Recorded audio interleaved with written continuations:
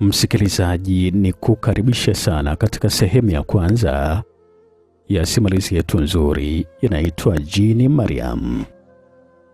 Simulizi hii inakujia kwa udhamini mkubwa kabisa wa Sky Masimulizi, ambao kama utasubscribe katika YouTube channel yao, basi utajipatia simulizi nyingi kama hizi za kujifunza na kuburudika pia. Simulizi yetu msikilizaji inamhusu kijana anaitwa Hassan. Hassan ndio anatusimulia mkasa wake ambao ulimkuta, ili kusudi sisi pia tupate la kujifunza.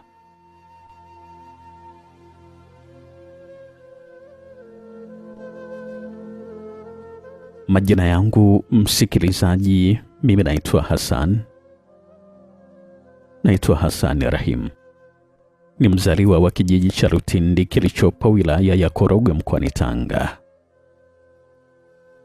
Maisha yangu ya utoto pamoja na elimu ya msingi nilivipata huko Tanga, na ukubwa wangu kiasi niliujua nikiwa bado huko Tanga, kijiji cha Rutindi. Nilipomaliza elimu yangu ya msingi sikubahatika kupata nafasi ya kuendelea kusoma elimu ambayo ilikuwa nafuata, yani elimu ya sekondari. Na hiyo naweza kusema kwamba ilinipatia wakati mgumu sana pale nyumbani kwa wazazi, kwa sababu sikuwa na sababu nyingine ya kusingizia pale ambapo nilikuwa naulizwa ni kwa nini bado nilikuwa naishi kwa wazazi. Lakini pia mbali na maswali hayo, hata wazazi nao walikuwa wananitazama mimi kama msaada kwao pamoja na wadogo zangu. Kwa hivyo mimi kama kaka wa familia nilikuwa napaswa kunyanyuka na kusimama kimaisha, ili kusudi niwakwamue wao pamoja na familia nzima. Labda hili nalo linaweza kuwa ni tatizo la kuwa mtoto wa kwanza. Japo mimi katika familia yetu tumezaliwa watoto 4 na mimi ni mtoto wa pili kuzaliwa, lakini wa kwanza tayari udongo ulishammeza, kwa maana kwamba ni marehemu, na tena udongo ulimmeza mapema kabisa dada yangu Zuena. Nakumbuka hata kifo chake kilikuja kama mvumo wa upepo, alafu ukapotea kama mwangwi pangoni. Naweza kusema kwamba kifo kilimchukua kiurahisi sana dada yangu. Ilikuwa ni mapema tu asubuhi, ameamka kufanya kazi ndogo za hapa nyumbani. Nakumbuka yeye alikuwa darasa la 6, mimi darasa la 2. Yeye alikuwa anaingia shuleni asubuhi na mimi nilikuwa naingia shuleni saa 4 za asubuhi. Mara baada ya kumaliza kazi za hapa na pale, ikiwemo kutupikia uji, akaenda shuleni. Akiwa huku anafagia sehemu ambayo alikuwa amepangiwa, hali ya hewa nayo ilibadilika ghafla tu na kuonyesha mvua itanyesha muda wowote ule. Kwa hivyo ilipaswa amalize kufanya usafi katika eneo lake mapema na kisha akimbilie darasani. Lakini sasa isivyo bahati, dada wakati anamaliza kufanya usafi, ngurumo na radi vilikuwa vimetawala kila upande. Wanafunzi walikuwa nakimbilia darasani kwa sababu ya radi kali ambazo zilikuwa zimetawala. Yeye hakuwa ni wa mwisho kwenye kukimbia, lakini bahati haikuwa katika upande wake, kwa sababu radi kali ilimkausha kabla hata hajafika kwenye mlango wa darasa ambalo alikuwa nasoma. Radi ndiyo iliyomuua dadangu Zuena kimasiara kabisa kama hivyo. Wanafunzi wengine 4 walijeruhiwa vibaya sana na kupata kilema cha maisha. Mara baada ya dadangu kuzikwa, mimi ndiye ambaye nilihesabika kama mtoto wa kwanza hapa nyumbani, na nilipewa wosia mzito kabisa wa maisha, hasa na baba yangu. Nilianza kuaminishwa kwamba mimi ndio nitakuja kuwa mwokozi wa ile familia yangu, familia ambayo naweza kukiri wazi kabisa kwamba ilikuwa ni familia duni mno. Mara baada ya kumaliza darasa la 7, msikilizaji, matokeo yangu ndio kama haya ambayo nimekueleza mwanzo. Nilifeli. Hayakuwa ni matokeo mazuri kabisa, kwa hivyo nikakosa nafasi ya kuendelea na elimu ya sekondari, na hilo halikuwa niumiza sana kichwa. Nilikuwa naamini kwamba tayari mimi ni mwanaume, licha ya miaka 19 ambayo nilikuwa nayo kwa sasa. Miaka 2 ambayo niliishi nyumbani mara baada ya kumaliza shule ya msingi ilikuwa imenikomaza kifikra, na nilikuwa nahitaji kutoka kwenye mapaji ya wazazi wangu ili kusudi kwenda mbali kabisa kuyasaka maisha. Masuala ya kugombania chai na maandazi na wadogo zangu asubuhi hapa nyumbani niliona kama vile haikuwa ni sawa. Kama kula kwa mama, mimi nilikuwa nimekula zaidi yao. Eti mpaka umri huu wa miaka 19 nipo naendelea tu kula nyumbani kweli? Niliona kwamba hiyo hapana. Ikanipasa kukaa na baba na kumwambia ukweli kabisa kwamba Nia yangu ilikuwa ni kwenda kutafuta maisha nje ya hapa Tanga. Baba alinitazama kwa muda na huku alikuwa anajaribu kunisoma akili yangu. Sijui kama alifanikiwa ama namna gani, lakini niliona alikuwa ananiruhusu kuondoka kwa sababu hata yeye alikuwa ananiona tayari nilikuwa napaswa kuanza kujitegemea.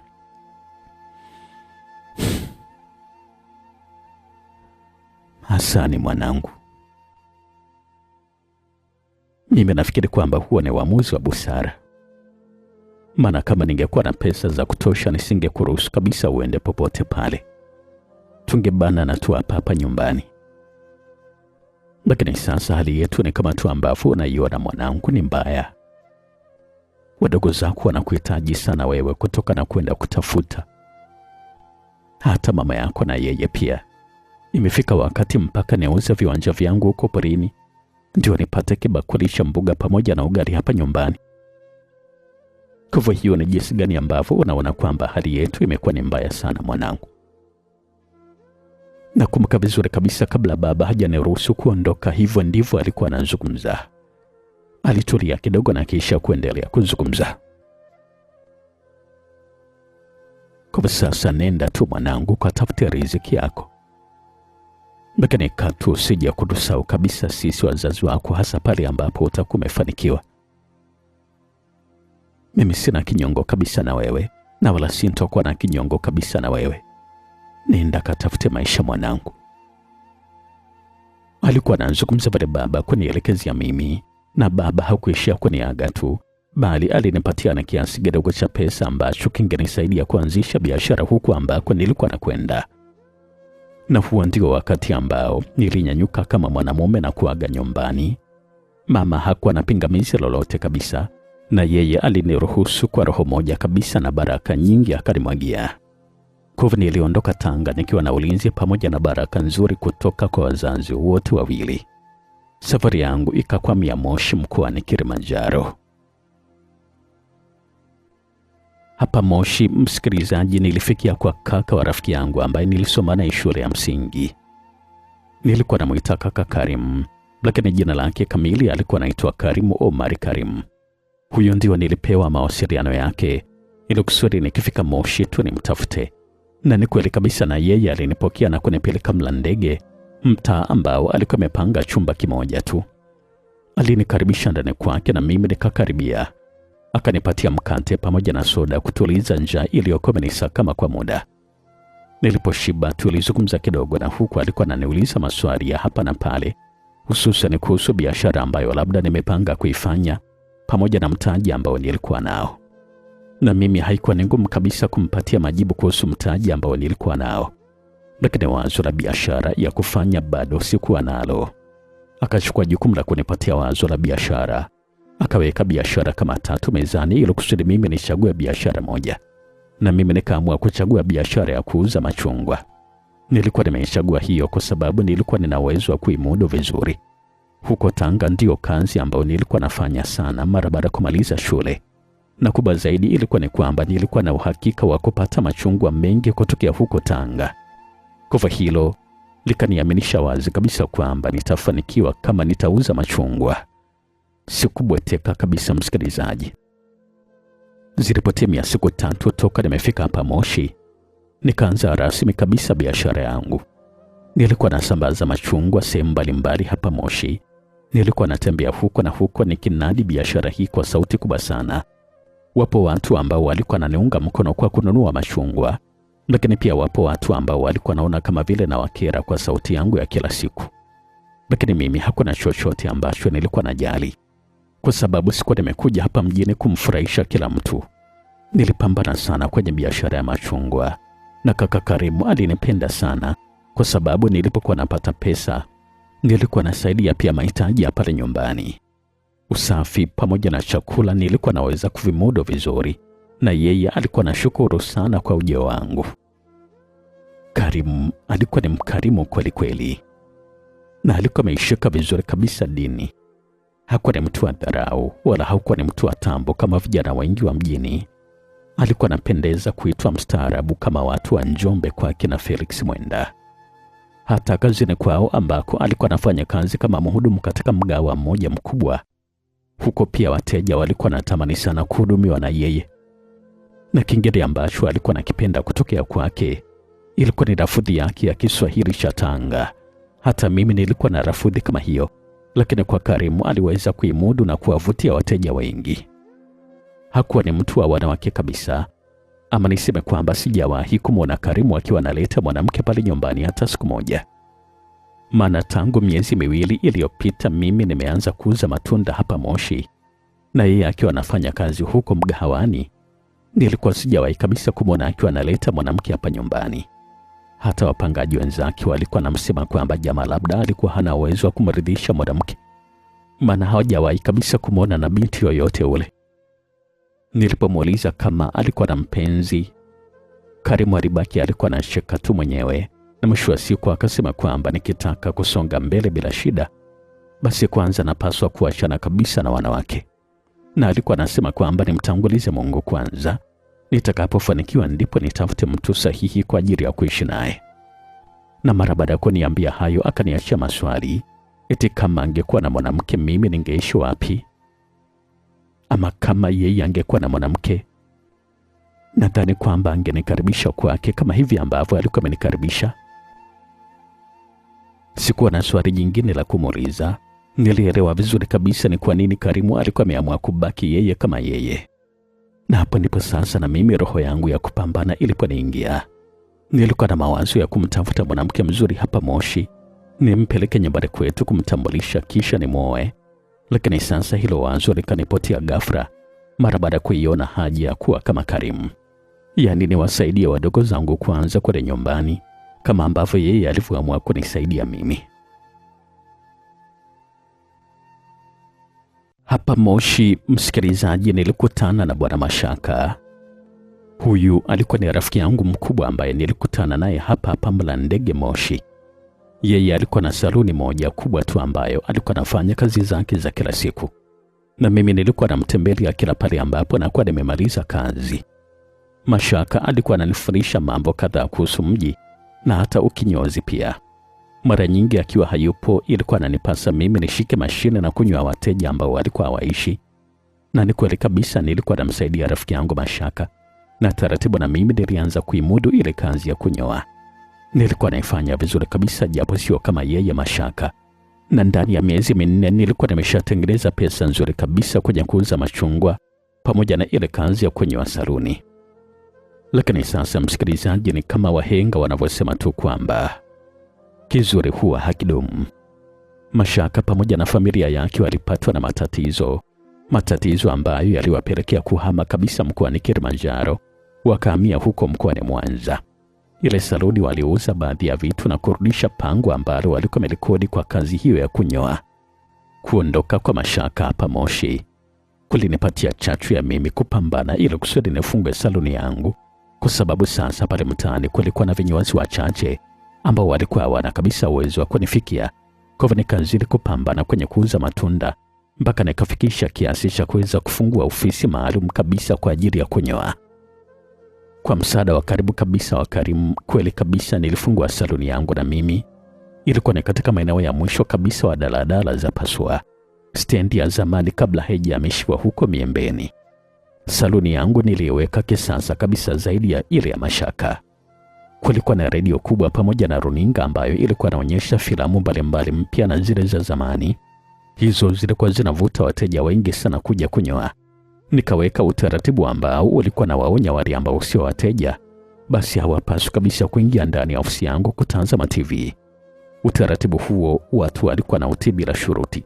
Kwa saluni yangu hata watu wazima walikuwa napenda sana kuja kupewa huduma kwa sababu kulikuwa na TV pia. Kusema kweli kabisa nilikuwa nafurahia sana kwa mafanikio kidogo ambayo nilikuwa nayapata. Maana kwa miezi 10 ambayo nilikuwa nimekuja kuanza maisha huko Moshi, nilikuwa nimepiga hatua kubwa sana katika maisha.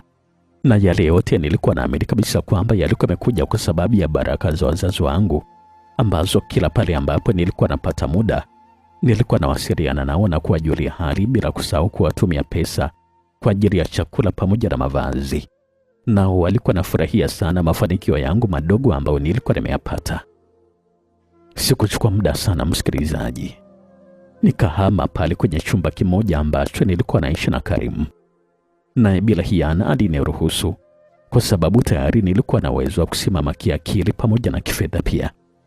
Nikapata chumba cha kupanga maeneo ya majengo mapya. Nilipata chumba kimoja kizuri sana cha kuvutia. Nikalipia kodi na kisha kuhamisha vitu vyangu baadhi. Katika nyumba hii mpangaji sikuwa peke yangu. Kulikuwa na wapangaji wengine 7, wanaume kwa wanawake. Wote walikuwa ni wastaarabu na wenye siha njema. Hawakuwa na nzugu kama wapangaji wa kule kwetu mikoa ya ukanda wa Pwani. Huku wapangaji walikuwa ni wastaarabu kabisa. Nilianza kufanya kazi katika ofisi yangu mwenyewe. Nikajipangia na ratiba ya kuingia na kutoka pia. Kila siku nilikuwa naamka majira ya saa 12 za asubuhi na kufanya mazoezi kidogo. Na kisha baada ya hapo nilikuwa najiandaa vizuri kabisa kifikra na kikazi. Na kufika saa 2 za asubuhi tayari nilikuwa nimefungua saluni yangu na kuanza kufanya kazi. Muda wa kufunga ofisi ilikuwa ni saa 4 za usiku. Na kama nisachelewa sana basi nilikuwa nafunga saa 5 za usiku. Na hiyo itategemeana tu na wingi wa kazi, lakini ilikuwa haizidi hiyo saa 5 usiku. Nilikuwa najitahidi sana kukibizana na muda huo kwa sababu nilikuwa najua vizuri kabisa kwamba nyakati za usiku huwa zinakuwa na matukio mengi sana. Matukio ya kurudisha nyuma maendeleo kama vile wizi, ujambazi, ubakaji, mauaji na kadhalika. Katika wiki moja nzima nilitenga siku moja tu kwa ajili ya usafi wa nyumbani pamoja na kupumzisha mwili. Na siku hiyo ilikuwa ni Jumapili. Lakini haikuwa ni kila Jumapili. Maana kuna Jumapili nyingine ilikuwa inanibidi niende tu kazini kwa sababu kulikuwa na sikukuu za watoto na watoto walikuwa nafungua shule kesho yake Jumatatu. Kwa hivyo ilikuwa ni lazima kuinuka na kwenda kutafuta ugali hivyo hivyo kwa sababu wateja wa kunywa siku za Jumapili wanakuwa ni wengi zaidi. Sikuchoka. Na sikuwa napaswa kabisa kuchoka kwa sababu sasa nyumbani walikuwa wananitazama mimi kama mkombozi. Mbali na sehemu ambayo nilikuwa nakaa pamoja na kazi yangu, lakini pia kuna njia ambazo zilikuwa zinanifikisha nyumbani. Hapa sasa ndio haswa pale ambapo mkasa wangu unapoanzia. Na hapa ndipo naweza kusema kwamba ndipo pamenisukuma kusimulia mkasa huu. Kulikuwa kuna njia 3, msikilizaji, za kutoka kazini kuelekea nyumbani. Njia ya kwanza kabisa ilikuwa inatokea barabara kubwa ambayo inatokea mjini. Njia ya pili ilikuwa ni njia ya makaburini. Na njia ya mwisho ilikuwa inatokea Bomba Mbuzi. Njia hizi zote 3 kama ningeamua kuzitumia zilikuwa zinanifikisha hapo mwisho wa daladala ambako ndiko kulikuwa na hiyo saluni yangu. Lakini sasa kutokana na uvivu wangu wa kuwa na njia nyingine ni ndefu sana, mimi nikawa napendelea kutumia njia ambayo inapita makaburini. Njia ambayo nilikuwa naona kwamba ilikuwa ni fupi, alafu pia ilikuwa napendwa kutumiwa na watu wengi. Kwa hivyo huo ndio ulikuwa ni utaratibu wangu. Iwe na kwenda kazini ama narejea nyumbani kutokea kazini, njia yangu ambayo nilikuwa napenda kupita ilikuwa ni hiyo njia ya makaburini. Sikuwa naamini sana hadithi za kutisha ambazo watu walikuwa nazisimulia kwamba huwa zinatokea sana katika maeneo kama haya ya makaburini. Mimi nilikuwa naamini kwamba hizo zilikuwa ni stori za kupita tu na haziwezi kabisa kuniumiza kichwa hata kidogo. Kuna nyakati ambazo sio nyingi sana nilikuwa nabadilisha njia kutokana na kujihami tu. Nilikuwa nahisi labda vibaka watakuwa wamenikariri njia ambayo huwa napita kila siku. Kwa hivyo nilikuwa napaswa kubadilisha njia kuokoa nafsi pamoja na roho yangu. Na hiyo mara nyingi ilitokea pale ambapo nilikuwa nanywa wateja wengi. Kwa hivyo pesa niliyokuwa naivuna siku hiyo ilikuwa ni nyingi sana kiasi cha kuhisi vibaka na wezi labda wanaweza kunimendea njiani pale ambapo nitakuwa narejea nyumbani na kunikwapulia pesa zote ambazo nilikuwa nimehangaikia siku nzima. Na hata nyumbani pale ambapo nilikuwa nawasiliana nao, walikuwa wananisihi sana niwe makini na usalama wangu kabla ya mambo mengine. Hili nalo likanifanya niwe naishi kijanja sana, japo ujanja wenyewe ulikuja kuniishia siku moja isiyokuwa na jina. Naikumbuka vizuri kabisa hii siku, msikilizaji. Naikumbuka vizuri kabisa kuanzia nilipotoka nyumbani mpaka nilipofika ofisini kwangu na kuanza kufanya kazi yangu ya saluni. Ilikuwa ni siku ya kawaida tu kama siku nyingine za nyuma. Siku hii hakukuwa na wateja wa kutisha sana, lakini walikuwepo wateja wachache ambao niliwapendezesha kwa mitindo mbalimbali ya kukata nywele zao. Lakini sasa kitendo cha kupita njia ya makaburini wakati anarejea nyumbani usiku ndio kilikuja kubadilisha kabisa mwelekeo wa maisha yangu. Nakumbuka nilimaliza kumnyoa mteja wa mwisho kabisa majira ya usiku, na tayari usiku ulikuwa umefika. Mtaa tayari ulikuwa kimya kabisa. Walibakia wale watu ambao wanatafuta kama mimi na baadhi ya wanywaji wa pombe ambao nao walikuwa wanarejea nyumbani bila hii, na huku wanaimba na wengine walikuwa kimya kimya. Yote haya yalikuwa yanadhihirisha kwamba walikuwa na usiku wa saa 4 kuelekea saa 5. Nilitoka na kisha kufunga ofisi yangu, na huku macho yangu yalikuwa yanamulika huko na kule kuona kama kuna mtu anaweza kutokea nyuma yangu na kunifanyia uhuni wowote ule. Hizi ni mbinu ndogo ndogo ambazo nilijifunza kwenye filamu mbalimbali ambazo nilikuwa natazama pale ofisini na nyumbani pia. Nilikuwa makini sana na nilikuwa naigiza baadhi ya matendo kutokea kwenye filamu ambazo nilikuwa natazama. Mara baada ya kufunga ofisi yangu nilianza kuondoka taratibu, na huko nilikuwa makini zaidi kwenye kona ama kwenye miti mikubwa ambayo ilikuwa inapakana maeneo yale. Nilifika mwanzo kabisa wa njia ya makaburini. Hapo niliona kulikuwa kimya kabisa. Sikuwa na shaka sana, kwa sababu kukuta hali ya namna kama ile katika eneo kama hilo ni jambo la kawaida kabisa, na mimi nilikuwa napita hapa mara kwa mara tu, tena usiku wa saa 5 kama hivi leo.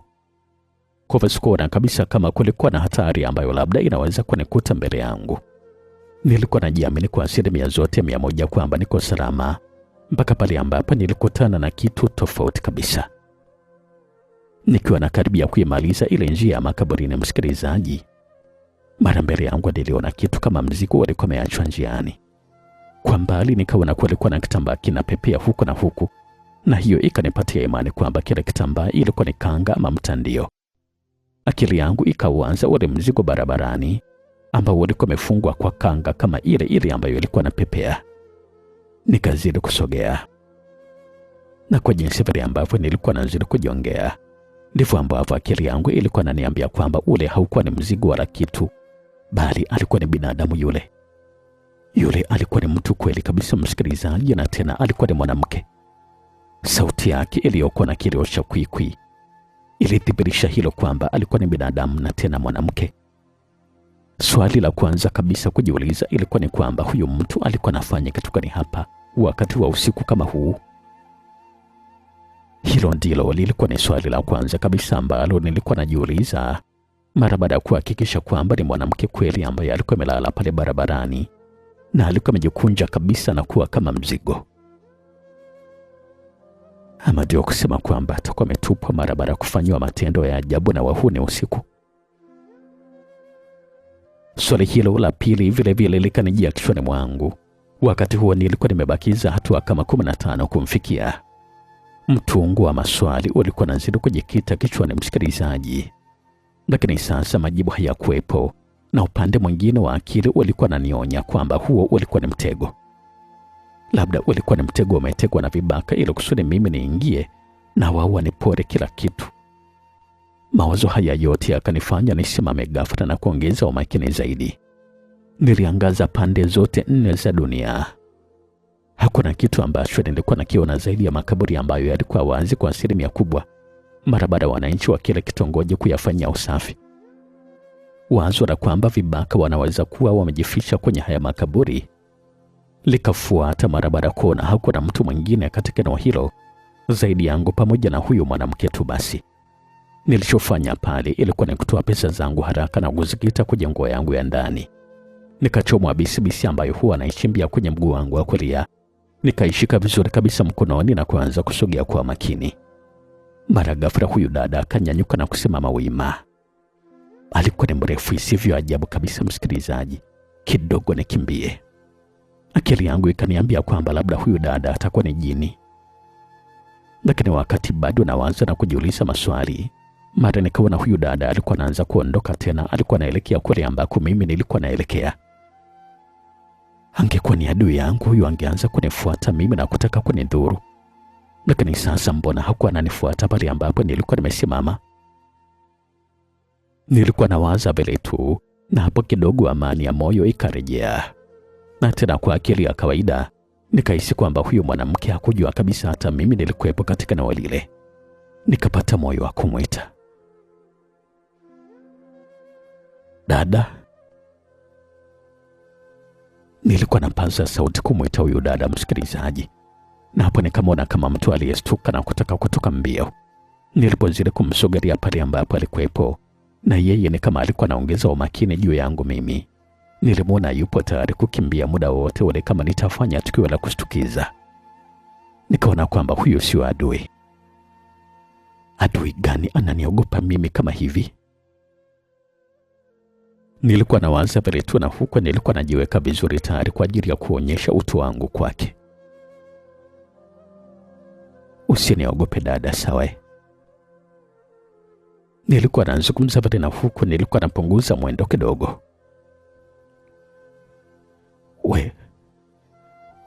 Wewe ni nani? Alikuwa ananiuliza vile swali huyu dada, na huku alikuwa anajaribu kujifunga vizuri kanga yake.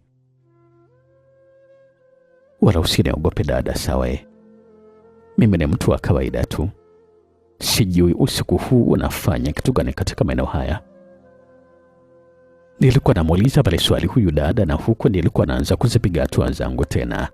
Naye alianza kurejea nyuma, na huku alikuwa ananitazama. Ni kitu gani ambacho unahitaji kutoka kwangu? Alikuwa nauliza vile swali huyu dada. Ni wazi kabisa kwamba alikuwa anaonyesha wasiwasi wake ambao alikuwa nao. Wala usiwa na wasiwasi kabisa dada. Mimi naelekea nyumbani, ni huku ambako naelekea wewe pia. Nilikuwa nazungumza pale kumwelekezea huyu dada, na huko nilikuwa naongeza kasi kidogo. Nikamwona alikuwa anasimama na kusogea pembeni ya barabara akiwa ananipisha nipite. Nikampita kama vile simjui, na sikuwa na mashaka na maisha yangu tena. Nilikuwa naamini kabisa hawa ni wale watu ambao hawaamini mtu yoyote wale duniani. Laiti kama ningejua huyu dada alikuwa ni nani, msikilizaji, wala nisingejishughulisha kabisa kumsikiliza, kwa sababu niliona alikuwa ananiita mara baada ya kumwacha hatua kama 5 nyuma yangu, na mimi nikageuka bila kuzungumza kitu. Nimepatwa na shida huko nilipotoka. Umepatwa na shida gani dada? Nilikuwa namuuliza pale swali. Wakati huo mbala mwezi pekee ndio ilikuwa namulika. Nilimwona usoni, hasa vile ambavyo alikuwa na weupe wa kung'aa, lakini nisingeweza kabisa kuona mambo mengine yaliyojificha. Nimefukuzwa shule ambayo nilikuwa nasomeshwa na kanisa. Wazazi wangu walikuwa ni hawa tu, yani kanisa pamoja na shule. Sasa wote hawanihitaji tena. Sina popote ambapo naweza kwenda kwa siku 3 leo. Alikuwa anazungumza vile kwa sauti ya uchungu huyu dada, na mimi imani ikaanza kuniingia. Sasa kama ni hivyo dada, hapa unafanya kitu gani? Nipo hapa kwa sababu wazazi wangu wote wamezikwa hapa. Nilichoona ni bora kuja kulala nao hapa tu, labda wataamka na kunipatia hifadhi. Alikuwa anazungumza vile huyu dada kwa masikitiko makubwa sana, msikilizaji. Moyo wangu ukaanza kupata huruma zaidi ya mwanzo. Watu wana matatizo kweli kweli, msikilizaji, mpaka eti mtu anaamua kuja kulala kwenye makaburi ya wazazi wake ili tu kuona kama atapata msaada. Kusema ukweli kabisa, hapo nilikuwa najua na kwamba mimi sijawahi kupitia matatizo. Licha kwamba nilikuwa na matatizo kede, lakini kujilinganisha na huyu, basi mimi sikuwa na matatizo kabisa.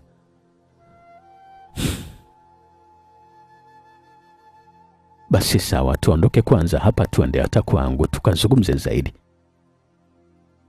Nilikuwa nazungumza bado kumwelekezea huyu dada, na niliona hakuwa na tatizo kuhusu hilo. Alikubali. Sikujua kabisa kama nilikuwa napeleka bomu nyumbani kwangu. Muda wote lingeweza kulipuka na kuniteketeza mwenyewe. Ni kweli kabisa, msikilizaji, mara baada ya muda tulifika nyumbani kwangu. Yeye muda wote alikuwa nyuma yangu tu, alikuwa ananifuata, jambo ambalo lilinifanya nisione lolote ambalo alikuwa anafanya nyuma. Nilifunga mlango wa chumba changu na kisha nikawasha taa. Kwa mara ya kwanza kabisa leo ndio nilikuwa namwingiza mwanamke ndani kwangu, na tena sio mwanamke tu.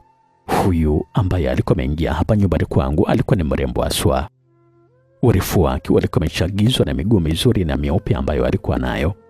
Umbo tata ambalo alikuwa amebeba ilikuwa ni balaa pia, na kusema ukweli kabisa nilikuwa najua na kwamba nimeokota ndizi chini ya mnyanya. Mara baada ya kumtazama vizuri umbo lake wakati ambapo alikuwa anaingia chumbani kwangu, nikafunga mlango vizuri kwa ufunguo na kisha nikamkaribisha kwenye kochi la watu wawili ambalo nilikuwa nimenunua baada ya miezi miwili ya kufanya kazi yangu ya ukinyozi.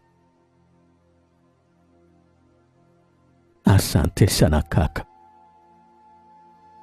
Alikuwa anazungumza vile huyu dada, na huku alikuwa anakaa kwenye kochi.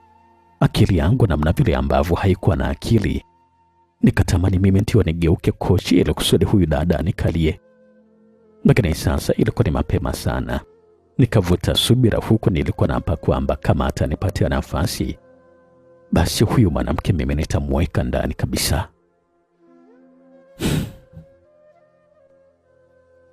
Unaitwa nani kwani dada? Mara baada ya kupita ukimya wa sekunde chache, hatimaye nilimuuliza swali hilo. Mimi naitwa Mariam. Alikuwa anajibu vile huyu dada. Moyo wangu sasa ulipata unafuu kwa sababu Mariamu halikuwa ni jina ambalo lilikuwa na utata. Isitoshe lilikuwa ni jina ambalo sio Waislamu wala Wakristo wote tunalitumia. Mbali na hapo, nilikuwa najua kabisa wakina Mariamu wanasifika kwa upole, heshima, lakini pia ni wadada wenye aibu mbele za watu. Nikajisemea tu kwamba huyu hawezi kuwa na tatizo, sio jambazi wala mtu mbaya, na wala hawezi kabisa kuwa jini kama ambavyo nilikuwa nawaza mwanzo. Mawazo yangu yalihama kidogo, na huku bado nilikuwa naendelea kumsanifu Mariamu, uzuri wake pamoja na mambo mengi ambayo alikuwa nayo. Kaka. Sauti ya Mariamu kuniita ndio ilinitoa katika tafakari fupi ambayo nilikuwa napitia bila kujua. Nikamuitikia, na huku nilikuwa nakorpuka kama natoka kwenye ndoto.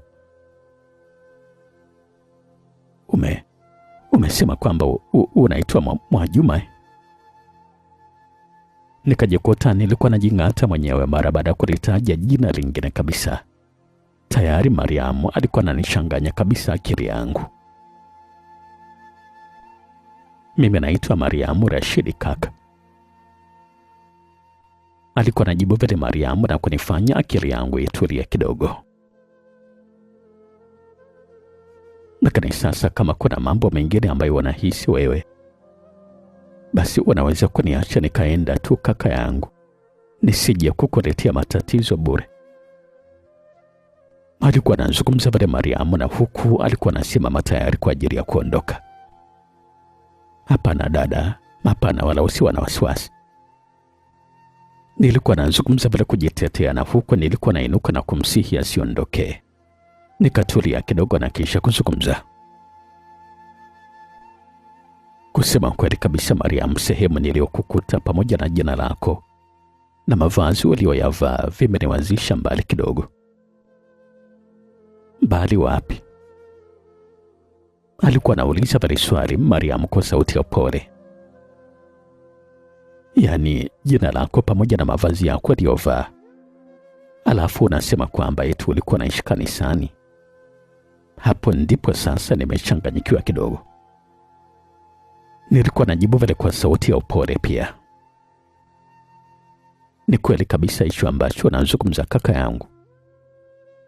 Binadamu yoyote mwenye akili zake timamu anaweza kudhani kama hivyo ambavyo unadhania wewe. Maana ni kweli kabisa baba pamoja na mama yangu wote walikuwa ni Waislamu.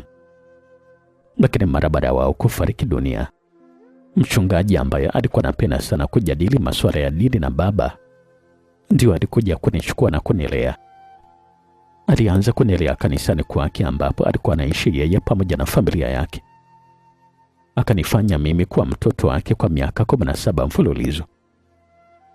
Kwa muda huo wote sijawahi kabisa kujihisi mpweke katika maisha yangu, hadi pale ambapo nililetewa taarifa wiki iliyopita kwamba yule mchungaji amefariki. Unasema kwamba mchungaji amefariki wiki iliyopita? Nilikuwa namuuliza pale swali Mariam kwa sauti ya shauku, na huku sasa wote tulikuwa tumekaa kwenye kochi hili moja. Ndio kaka, amefariki.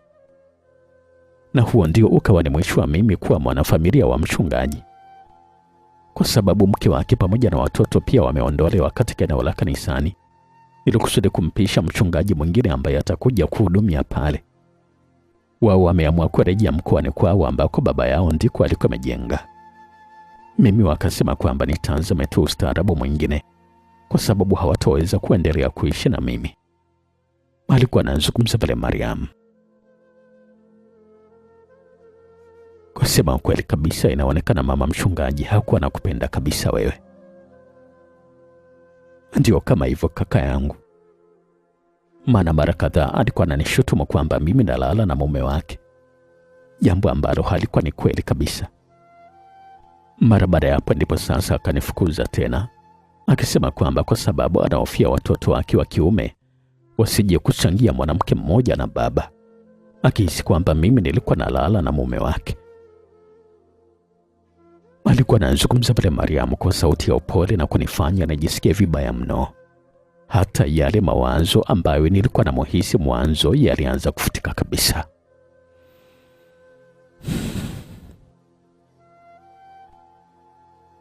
Kusema kweli kabisa, pole sana mam.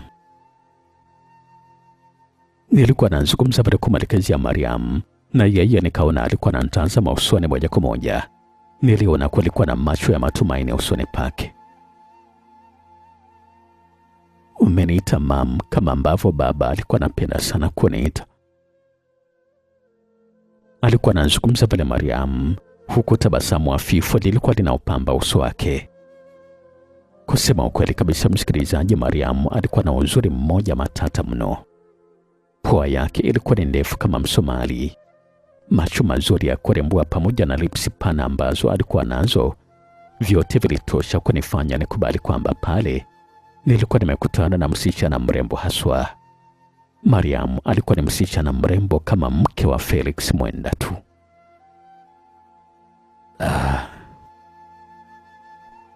Samahani sana Mariam kama nitakuwa nimekukumbusha machungu yaliyopita. Nilikuwa nazungumza bila kuonyesha ukarimu wangu, na huku kusema ukweli kabisa nilikuwa sina nia kumuita mam, lakini sasa nilijikuta nilikuwa nimeropoka tu. Hapana, wala usijali. Na tena mimi ningependa uwe unaniita kama hivyo hivyo, kwa sababu nitajisikia faraja sana. Baba hakuwa anapenda kabisa kuniita Mariam, kwa hivyo alikuwa anafupisha na kuniita mam ama Maria. Lakini sasa alikuwa anazungumza pale Mariam na kubakia wani nisijue kabisa ni kitu gani ambacho alikuwa anataka kuzungumza. Na wakati huo niliona alikuwa anang'ata kucha ya kidole chake cha shahada. Lakini kitu gani tena mam? Nilikuwa nasema kwamba kama utaniruhusu nikae hapa kwa muda nikijipanga na mimi kutafuta makazi yangu, basi nitashukuru sana, kwa sababu wale watu hawajanipatia hata shilingi 10 ya kuanzia maisha. Wao wamenifukuza tu. Alikuwa anazungumza pale Mariam na kunishusha presha ambayo ilikuwa imeanza kunipanda bila sababu. Basi usijali kabisa Mariam. Alafu bado sijakuuliza kama umekula chakula ujue. Nilikuwa nazungumza pale huko nilikuwa nasimama na kwenda kwenye kichanja ambacho kinahifadhi baadhi ya vyakula. Nikatoa mkate na kisha nikafungua friji langu dogo na kutoa soda ambayo haikuwa na ubaridi sana. Nikampelekea Mariam. Mariam alishukuru sana, lakini akanitaka na mimi nile, kwa sababu kile chakula hakikuwa na hesabu yake. Nilikubali kweli kula, na tulishiriki kula kwa pamoja, kwa sababu hata mimi ni kweli kabisa nilikuwa na njaa. Na huo ndio walikuwa ni mwanzo wa mimi na Mariam kuanza kuishi pamoja kama kaka na dada kwa siku za mwanzo. Lakini sasa kadri siku zilivyokuwa zinazidi kukatika, tuliamua tuwe tunachangia kitanda, na huko tulikuwa tunajifunika shuka moja, na hata bafuni tulikuwa tunakwenda pamoja. Tulikuwa tunasuguana na kuogeshana kama wafanyavyo samaki wa baharini huko mtoni. Mapenzi yetu yalinoga vilivyo kabisa, msikilizaji, huku kazi nayo ilikuwa nazidi kunawiri. Mariamu nilimnunulia mavazi mazuri na kumpendezesha vilivyo. Aling'aa sana na alipendeza machoni mwangu, naye hakuwa nyuma. Humo ndani ambamo tulikuwa tunaishi sasa palikuwa ni pasafi, palikuwa panavutia sana mara baada ya ujio wake. Vyakula ambavyo alikuwa anapika Mariamu vilinifanya nijione kwamba nilikuwa nakula vyakula vibichi kwa muda mrefu sana. Maana kusema kweli kabisa, msikilizaji, Mariamu alikuwa anajua kupika haswa. Akipika nyama sijui anachanganya na vitu gani mle, kwa sababu utamu wa nyama unaongezeka mara kenda. Na kusema kweli kabisa, nilikuwa najua na kwamba nimeokota ndizi chini ya nyanya. Msikilizaji, kilichoendelea hapa tukutane nacho katika sehemu ijayo. Hiyo itakuwa ni sehemu ya pili siku ya kesho. Mimi naitwa Felix Mwenda. Unaweza kuniambia umeipokea vipi simulizi yetu mpya tulioianza siku ya leo? Nitumie meseji kupitia nambari yangu ya simu ya 0766 47 48 57.